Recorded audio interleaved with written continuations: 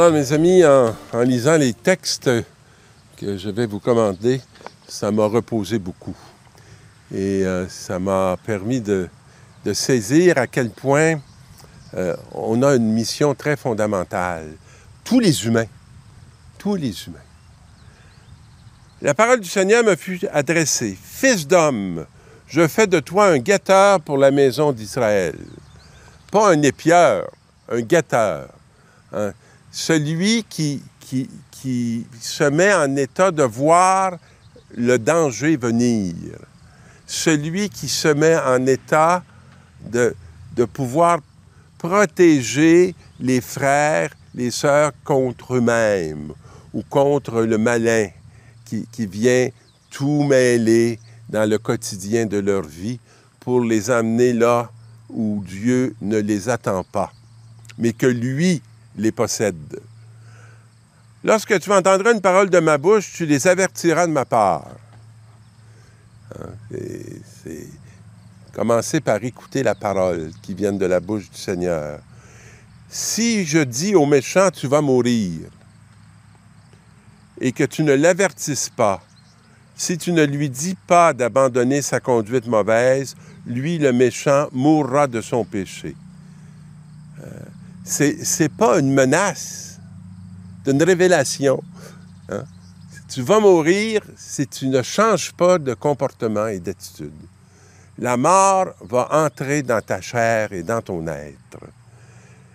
Mais à toi, je demanderai compte de son sang, si tu ne l'as pas averti. Voyez-vous notre responsabilité de croyants. Puis c'est de faire ça avec beaucoup de liberté. L'autre demeure le maître de sa vie.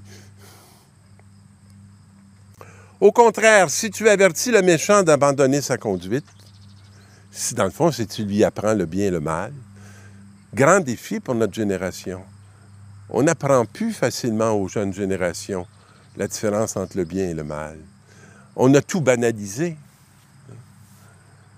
Et qu'il ne s'en détourne pas, lui mourra de son péché, mais toi, tu auras sauvé ta vie, parce que tu auras fait ta vérité et tu vas avoir accompli ta mission.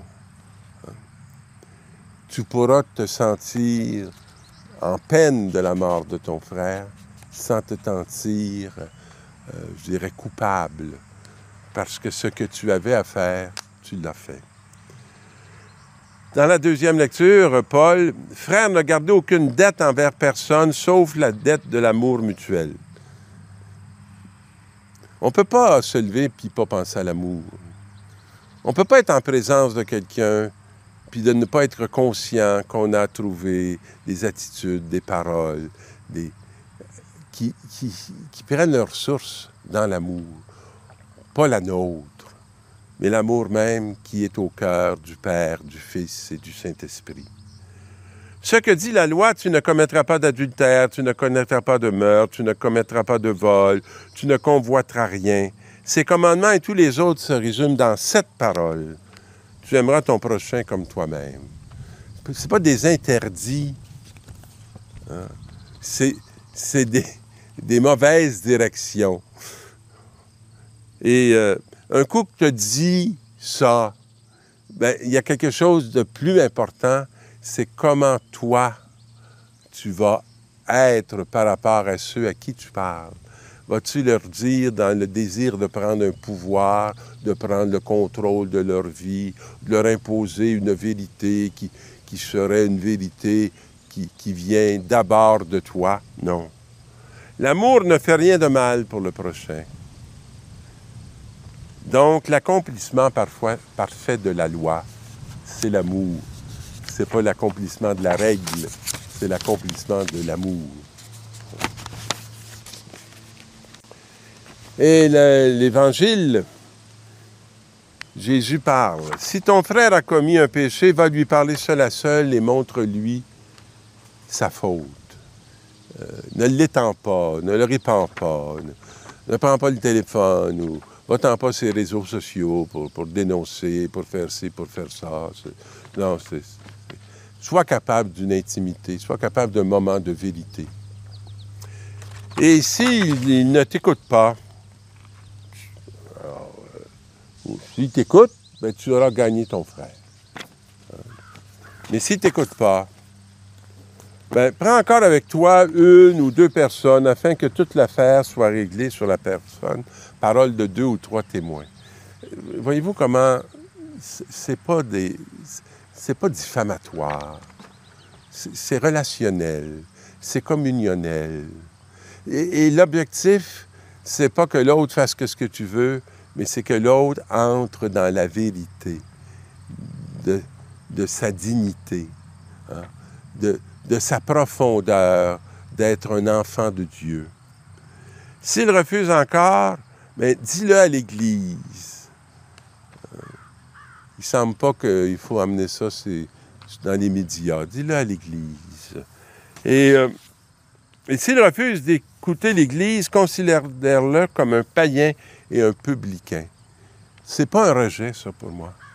C'est considère-le comme quelqu'un qui a besoin de se convertir. Mais, et qui, dans le fond, n'est pas du tout dans l'esprit de l'Église. Alors, considère-le comme quelqu'un qui a besoin d'être évangélisé. Et ça veut dire, va jusqu'à même donner ta vie pour lui. Va jusqu'à offrir ta vie pour lui. Entre-le dans ta prière. Entre-le dans un désir intense qu'il se convertisse pour rencontrer celui qui peut le sauver plutôt que de rester avec celui qui le perd. Et amen, je vous le dis, tout ce que vous aurez lié sur la terre sera lié dans le ciel. Et tout ce que vous aurez délié sur la terre sera délié dans le ciel.